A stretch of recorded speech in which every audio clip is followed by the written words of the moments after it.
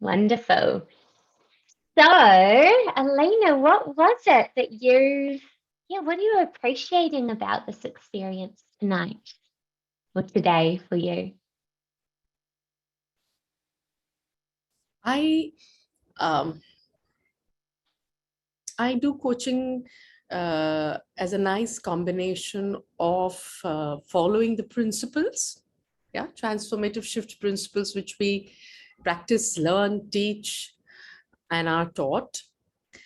And I bring in the humane side of me, the sensitive side of me, especially when the topic requires a sensitive listener.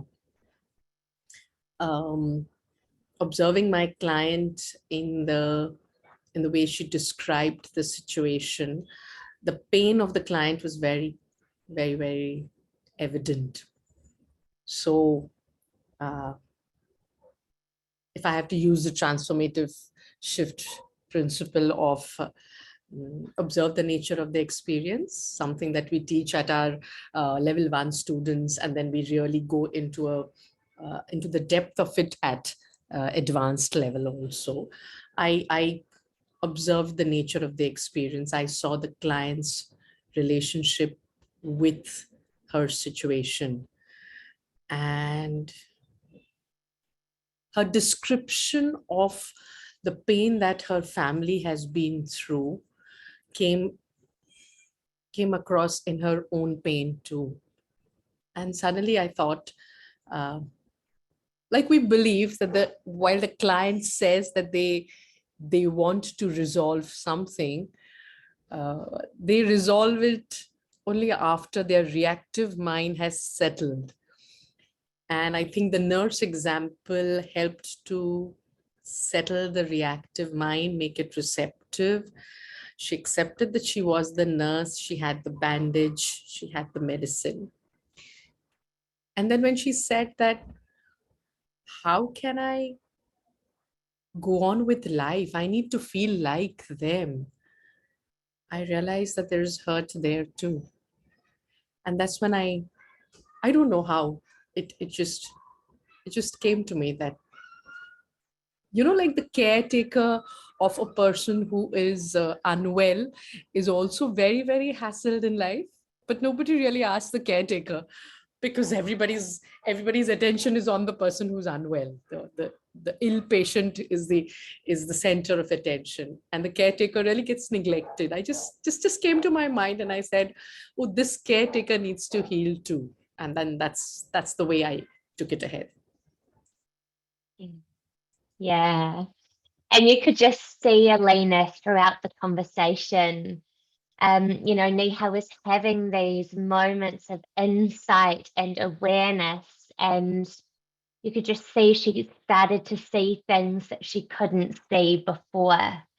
And, as that was happening throughout the conversation, I'm just wondering, what was your thought process doing when you were kind of stepping her outside of the story, kind of being that mirror for her?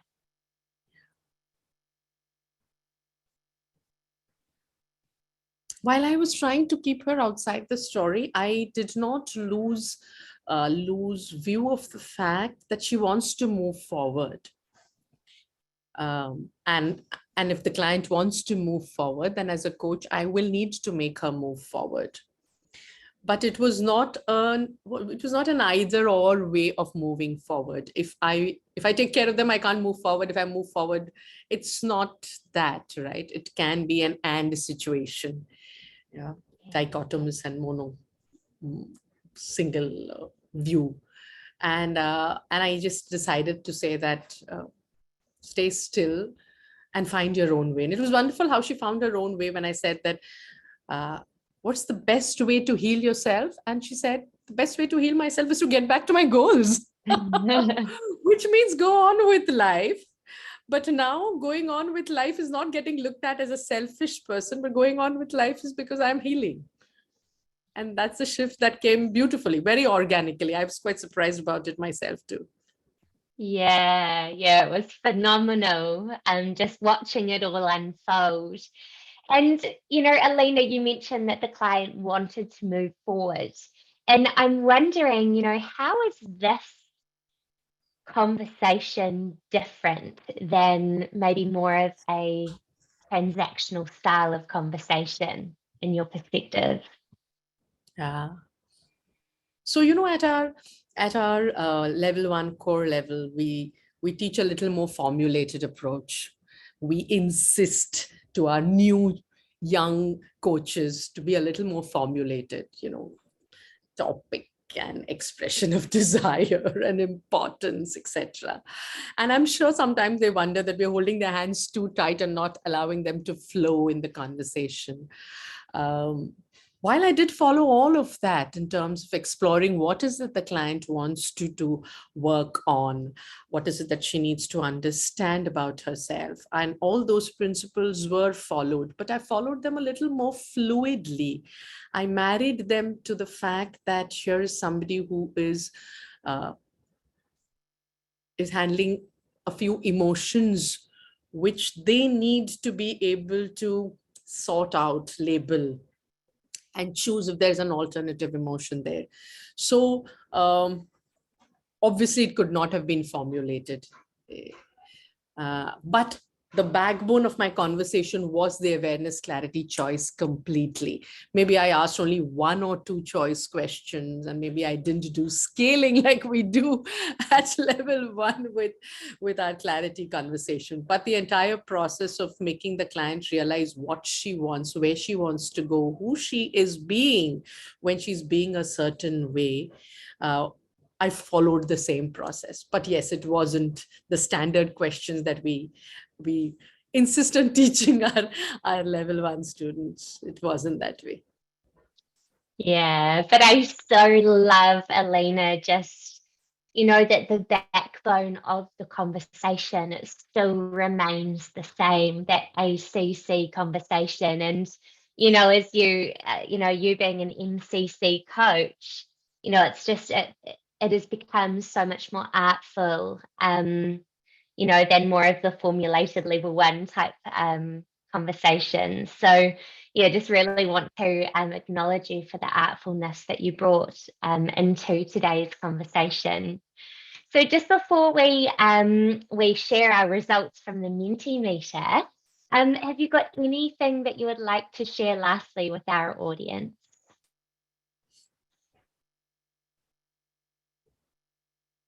I don't know. I mean, I'm just talking of which. I was just thinking later on when you were talking with Neha that what's the transformative principle that I have applied, and I saw that observe the nature of the experience at a level one. Um, at the advanced level, I think um, uh, go beyond current thinking to encourage newer thinking and perspectives. These are the two things that I applied, but in a little more fluid and sensitive manner. That's what I'd like to tell students who are looking at this as a case and trying to study it, and not just get carried away with the niceness of the conversation. You kind of get carried away with the niceness, but you have to look at it as a case to say, how can I study? How can I learn from it? And is there anything that I can pick up to apply to my own coaching conversation? Then these sessions become useful. This is not a show of mastery. It's an opportunity to show the principles being practiced. Yes, absolutely. And you sure did that tonight. And there are so many nuggets of gold that I'm sure students and guests at any level can take away from this conversation. So thank you so much, Alina. We really appreciate you sharing what was going on behind the scenes for you. Thank you. Thank you.